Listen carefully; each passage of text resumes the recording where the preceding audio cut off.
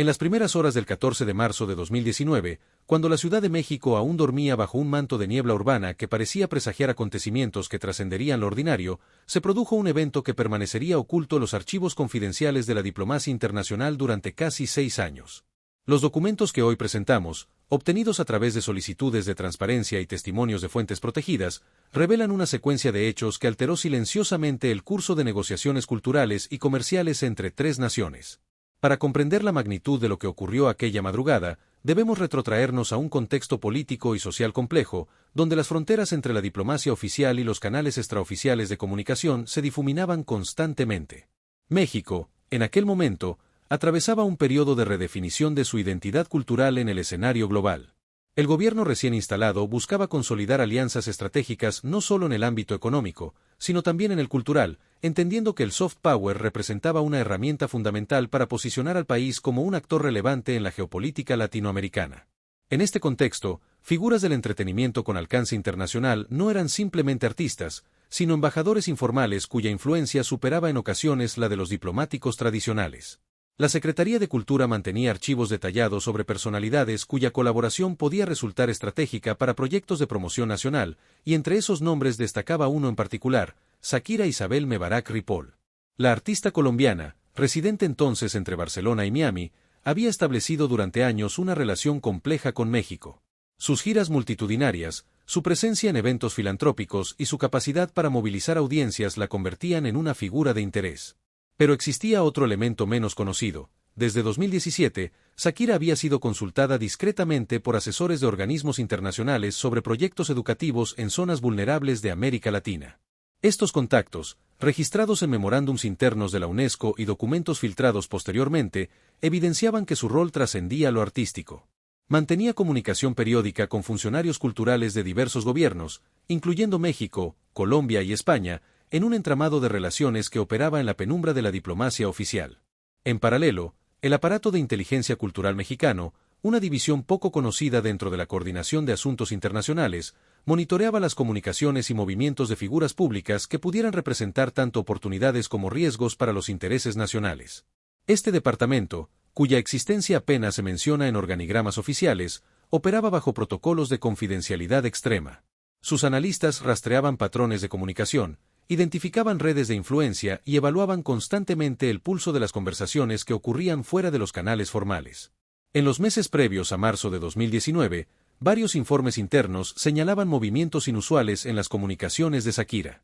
Llamadas nocturnas a números no registrados en sus dispositivos habituales. Mensajes cifrados intercambiados a través de aplicaciones de mensajería que utilizaban servidores en jurisdicciones con leyes de protección de datos particularmente estrictas.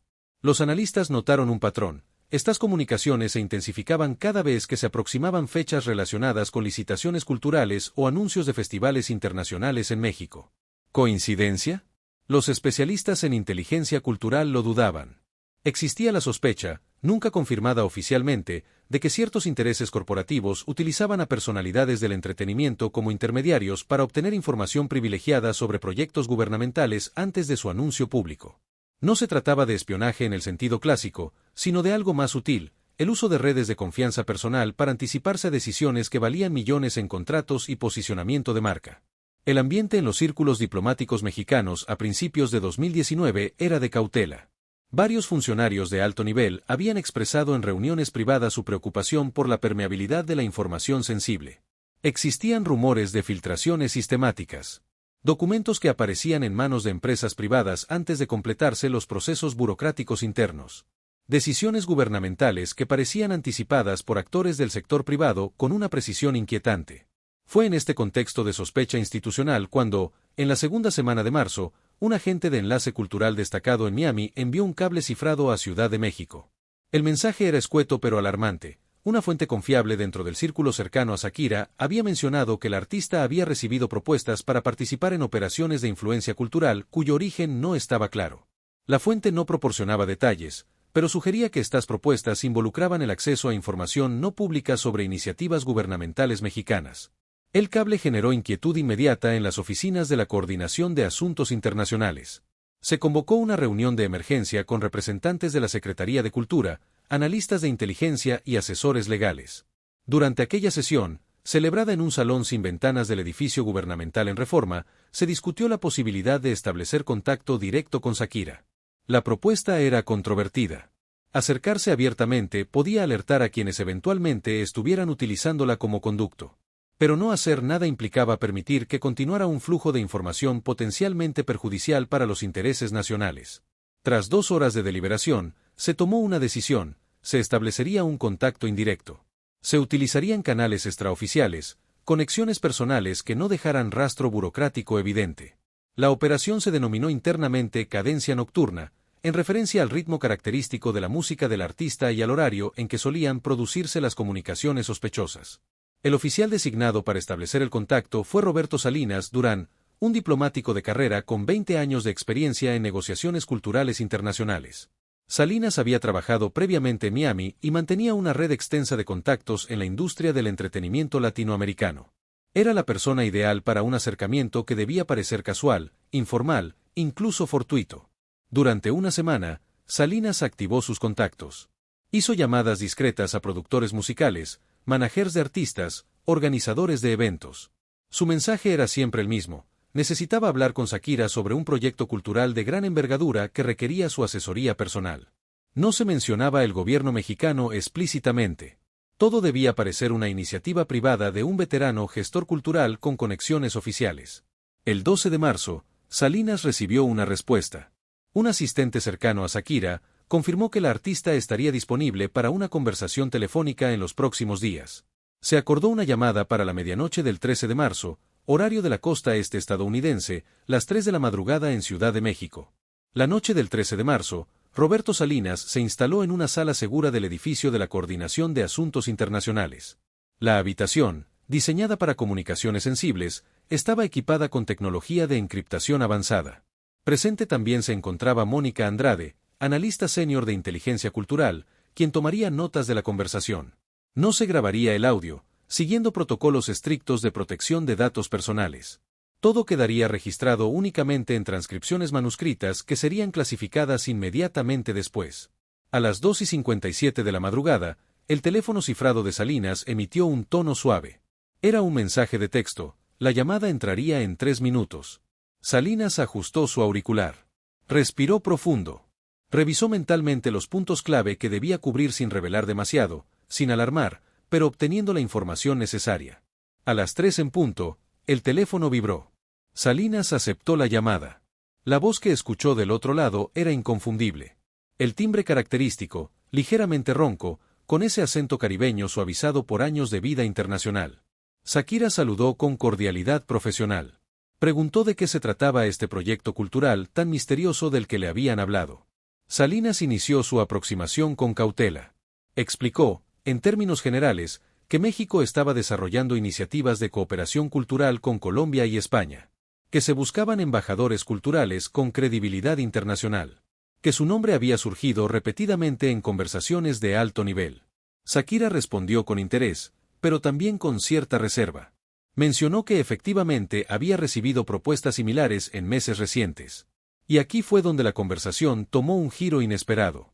Con una franqueza que sorprendió a Salinas, Shakira mencionó que algunas de esas propuestas le habían parecido extrañas. Demasiado específicas. Demasiado interesadas en detalles sobre calendarios gubernamentales, sobre fechas de anuncios, sobre decisiones que aún no eran públicas. En un momento de la conversación, y esto quedaría registrado textualmente en las notas de Mónica Andrade, Shakira hizo una pausa y dijo algo que heló el ambiente en aquella sala segura de Ciudad de México: hace 2 semanas recibí una llamada anónima. No apareció número en la pantalla. Solo silencio durante los primeros segundos. Luego, una voz. Una voz que reconocí instantáneamente, aunque la persona no se identificó. Era alguien con quien había trabajado años atrás, en un proyecto en Colombia. Un productor musical que después se dedicó a otros negocios. La voz me preguntó si estaría dispuesta a confirmar cierta información sobre un festival en México que aún no se había anunciado públicamente. Me ofreció una suma considerable solo por confirmar si la fecha que me mencionaba era correcta. Salinas sintió cómo la adrenalina recorría su sistema. Mantuvo el tono tranquilo, profesional. Preguntó qué había respondido ella. Shakira explicó que había rechazado la propuesta inmediatamente, que le había parecido inapropiado, incluso peligroso. Pero lo que realmente la había inquietado no era solo la solicitud, sino el hecho de que esa voz, esa persona de su pasado, tuviera acceso a su número privado actual. Que supiera detalles sobre sus movimientos recientes. Que mencionara nombres de personas con las que ella había hablado en privado días antes. Era como si alguien estuviera monitoreando sus comunicaciones, sus contactos, sus conversaciones. Salinas intercambió una mirada significativa con Mónica Andrade. Ambos sabían que acababan de confirmar algo mucho más grave de lo que habían anticipado. No se trataba simplemente de filtración de información gubernamental. Existía una red organizada que utilizaba figuras públicas como nodos de información, interceptando sus comunicaciones, manipulando sus contactos, construyendo un sistema de inteligencia comercial que operaba en paralelo a los canales oficiales. Shakira continuó su relato. Explicó que había consultado con su equipo de seguridad personal, que habían rastreado la llamada sin éxito, que había cambiado todos sus números de teléfono y había reforzado los protocolos de seguridad digital. Pero la sensación de vulnerabilidad persistía. Por eso, cuando recibió la propuesta de hablar con Salinas sobre proyectos culturales mexicanos, había aceptado. Necesitaba entender qué estaba ocurriendo. ¿Por qué súbitamente se había convertido en objetivo de este tipo de operaciones? Salinas tomó una decisión en ese momento. Reveló, sin entrar en detalles clasificados, que el gobierno mexicano había detectado patrones similares. Que no era la única figura pública afectada. Que existía preocupación institucional sobre operaciones de inteligencia comercial que utilizaban el sector cultural como fachada. Le propuso colaboración. No como informante, sino como aliada en la protección de sus propios intereses y de la integridad de los procesos culturales que ambos, gobierno y artista, querían preservar. La conversación se extendió durante 53 minutos. Shakira compartió detalles adicionales. Nombres que había escuchado en aquella llamada anónima. Empresas que supuestamente estaban detrás de estas operaciones. Conexiones con agencias de publicidad y firmas de consultoría que operaban en el limbo entre lo legal y lo cuestionable. Salinas tomó nota mental de cada detalle. Prometió que se investigaría exhaustivamente. Que se tomarían medidas para proteger tanto a ella como a otras figuras públicas potencialmente vulnerables. Cuando la llamada terminó, a las 3:53 de la madrugada, Roberto Salinas permaneció inmóvil durante varios minutos. Mónica Andrade completaba sus anotaciones con mano temblorosa. Acababan de descubrir la punta de un iceberg cuyas dimensiones aún no podían calcularse. A las 4:15 de la madrugada, Salinas envió un mensaje cifrado a la coordinadora de asuntos internacionales. El texto era breve. Confirmo infiltración. Dimensión mayor a la estimada. Requiero autorización para operación rastreo inmediato. La respuesta llegó a los 20 minutos. Autorizado. Protocolo máxima discreción. Informe presencial a las 9. Las siguientes horas fueron frenéticas. Salinas y un equipo reducido de analistas comenzaron a cruzar la información proporcionada por Shakira con bases de datos de inteligencia comercial, registros de telecomunicaciones y reportes de otras dependencias gubernamentales. Emergió un patrón inquietante. La voz que Shakira había reconocido pertenecía a Augusto Villamizar, un productor musical colombiano que había abandonado la industria en 2015 para fundar una firma de consultoría estratégica con oficinas en Miami, Bogotá y Ciudad de México. La empresa, denominada Meridian Cultural Advisors, se presentaba públicamente como una agencia de gestión de talento y asesoría para proyectos culturales.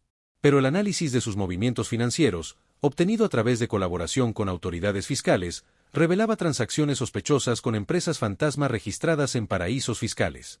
A las 9 en punto de la mañana del 14 de marzo, Salinas se presentó en la oficina de la coordinadora Laura Menéndez. Presente también estaba el subsecretario de Cultura y un representante de la Fiscalía General especializado en delitos económicos.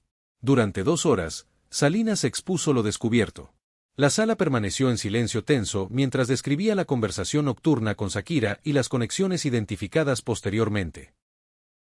Se acordó formar un grupo de trabajo interinstitucional.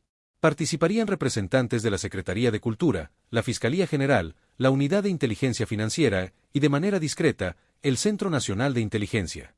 El objetivo era triple: rastrear las operaciones de Meridian Cultural Advisors en territorio mexicano, identificar a otras posibles víctimas entre figuras públicas y funcionarios, y construir un caso legal sólido que permitirá desmantelar la red.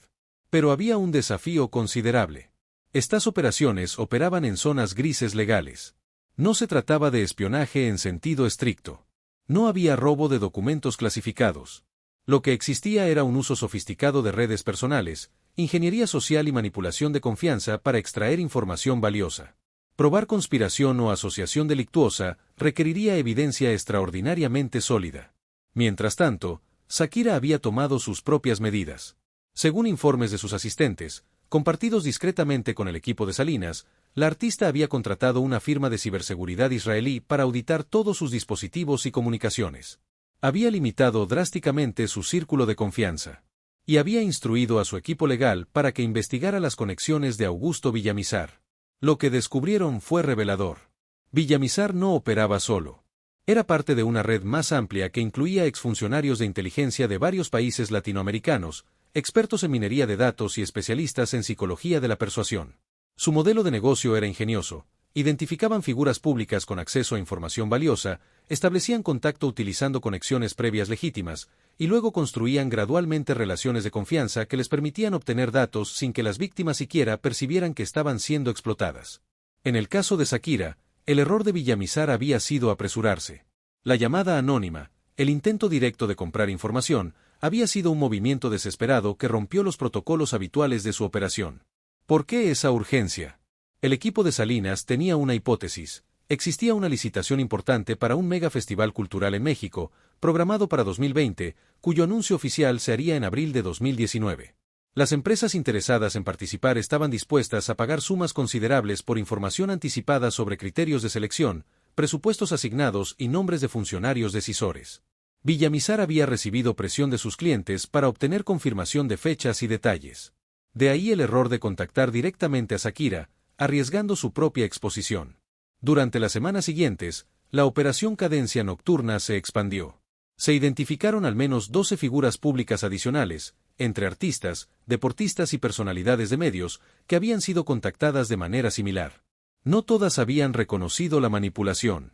Algunas habían proporcionado información, creyendo que participaban en conversaciones inocuas con viejos colegas. Otras habían rechazado propuestas extrañas sin reportarlas. Shakira había sido la única en hacer conexiones y buscar activamente entender qué estaba ocurriendo. Esto la convirtió en pieza clave para la investigación. A través de canales seguros, mantuvo comunicación regular con Salinas y su equipo. Proporcionó acceso a registros de llamadas, mensajes y correos electrónicos que permitieron mapear la red de Villamizar con mayor precisión. En mayo de 2019, ocurrió un acontecimiento significativo. Meridian Cultural Advisors cerró abruptamente sus oficinas en Ciudad de México.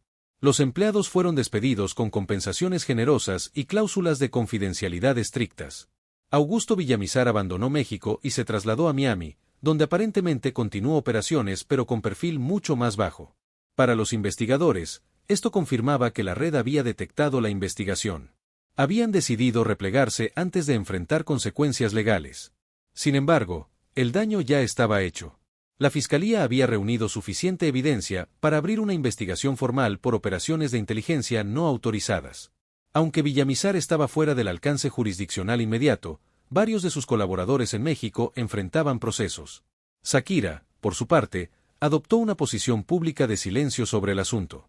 Sus representantes legales habían aconsejado no hacer declaraciones que pudieran comprometer las investigaciones en curso. Pero en círculos diplomáticos y culturales, su papel como informante clave era conocido y apreciado. Funcionarios mexicanos la consideraban ahora no solo una artista, sino una aliada en la protección de la integridad institucional. Esta nueva dinámica abrió oportunidades de colaboración genuina. En 2020, a pesar de los retrasos causados por la pandemia, Shakira participó en iniciativas educativas en México con el respaldo explícito del gobierno. Ya no como embajadora informal, sino como socia reconocida en proyectos de impacto social. Desde una perspectiva histórica, el caso de la Operación Cadencia Nocturna representa un fenómeno fascinante en la evolución de las relaciones entre Estado, cultura e inteligencia comercial en el siglo XXI. No es el primer caso en que figuras del entretenimiento se ven envueltas en operaciones de información, pero sí uno de los primeros en que una personalidad de ese calibre colabora activamente con autoridades para desmantelar una red de explotación. Existen precedentes históricos que iluminan este episodio. Durante la Guerra Fría, tanto Estados Unidos como la Unión Soviética utilizaron artistas y personalidades culturales como canales de influencia. La CIA financió secretamente festivales culturales y publicaciones literarias para promover valores occidentales. La KGB reclutó intelectuales y artistas latinoamericanos para difundir narrativas favorables al bloque soviético. Pero aquellas operaciones tenían motivaciones ideológicas, respaldadas por aparatos estatales con objetivos geopolíticos claros. Lo que emergió en 2019 era diferente.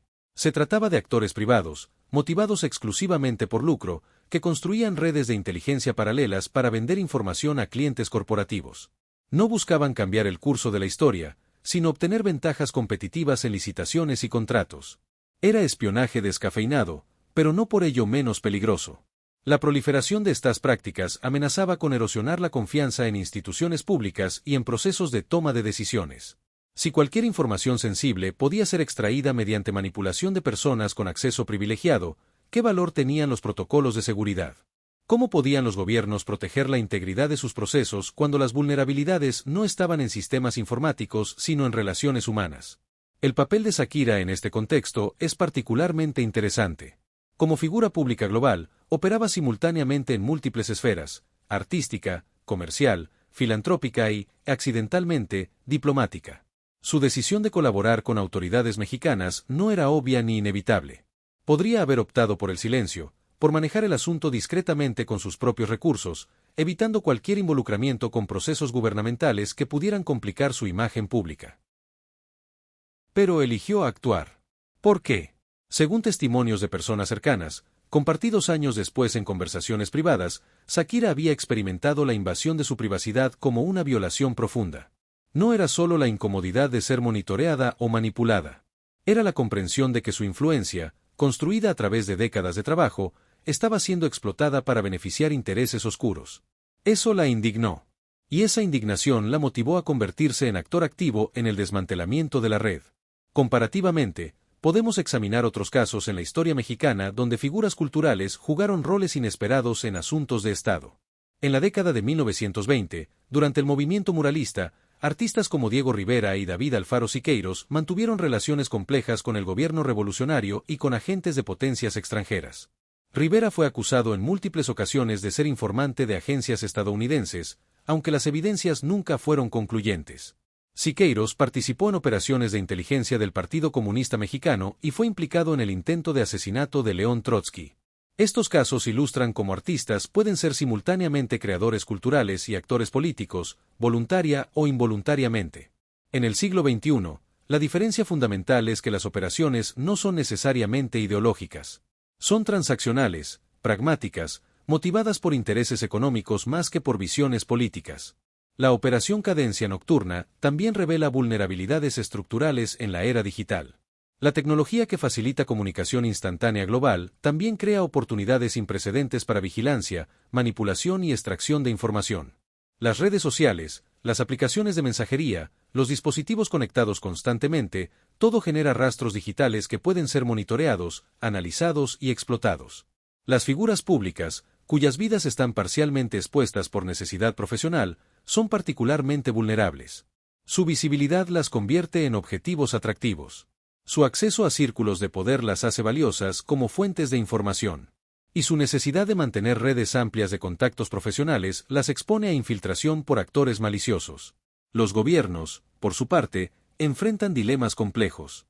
¿Hasta qué punto pueden proteger a figuras privadas sin incurrir en vigilancia invasiva? ¿Cómo distinguir entre networking legítimo y operaciones de inteligencia comercial? ¿Dónde trazar líneas entre libertad de comunicación y seguridad informativa? Estas preguntas no tienen respuestas fáciles. El caso de Shakira ofreció al gobierno mexicano una oportunidad de actuar porque ella misma solicitó colaboración. Pero en ausencia de tal colaboración voluntaria, las opciones son limitadas. Investigar comunicaciones privadas de ciudadanos sin su consentimiento plantea serios problemas constitucionales y éticos. Sin embargo, no investigar permite que operaciones como la de Villamizar continúen impunemente. En términos de consecuencias a largo plazo, la operación Cadencia Nocturna tuvo impactos medibles. Primero, aceleró la modernización de protocolos de seguridad informativa en dependencias culturales mexicanas. Se implementaron sistemas de clasificación más estrictos para información sensible. Se capacitó a funcionarios en identificación de intentos de ingeniería social. Se establecieron canales seguros para que figuras del sector cultural pudieran reportar acercamientos sospechosos. Segundo, generó colaboración internacional. Autoridades mexicanas compartieron lo aprendido con contrapartes en Colombia y España, países donde Meridian Cultural Advisors también había operado. Esto facilitó investigaciones coordinadas que, aunque no resultaron en procesamientos exitosos en todos los casos, sí deterioraron significativamente la capacidad operativa de la red. Tercero, y quizá más significativamente, cambió la percepción sobre el valor estratégico de la inteligencia cultural. Tradicionalmente, las dependencias de inteligencia se enfocaban en asuntos de seguridad nacional en sentido estrecho, terrorismo, crimen organizado, espionaje estatal. La cultura era vista como dominio de soft power, importante pero no crítico para la seguridad. El caso Cadencia Nocturna demostró que en una economía globalizada e hiperconectada, la información cultural tiene valor económico tangible. Los eventos culturales mueven miles de millones de dólares. Las licitaciones para festivales, las decisiones sobre patrocinios gubernamentales, las alianzas estratégicas entre gobiernos y sector privado en cultura, todo esto representa oportunidades lucrativas. Y donde hay dinero, hay incentivos para obtener ventajas informativas y legítimas. Por tanto, la seguridad cultural no es asunto menor. Es componente esencial de la seguridad económica nacional. La figura de Augusto Villamizar también merece reflexión. No era un criminal convencional. Era empresario sofisticado, con educación universitaria avanzada, contactos globales y comprensión profunda de cómo funcionan las instituciones culturales. Su trayectoria ejemplifica una tendencia preocupante: la migración de profesionales desde sectores legítimos hacia zonas grises donde sus habilidades pueden ser monetizadas sin escrúpulos éticos.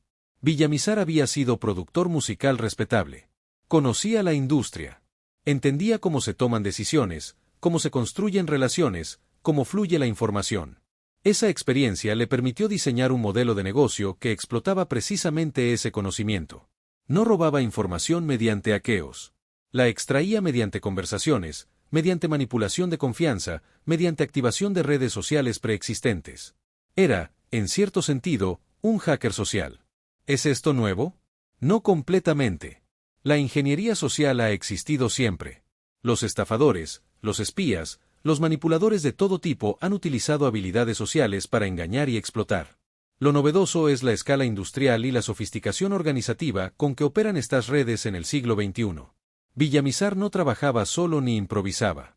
Tenía una empresa estructurada, empleados especializados, procesos definidos.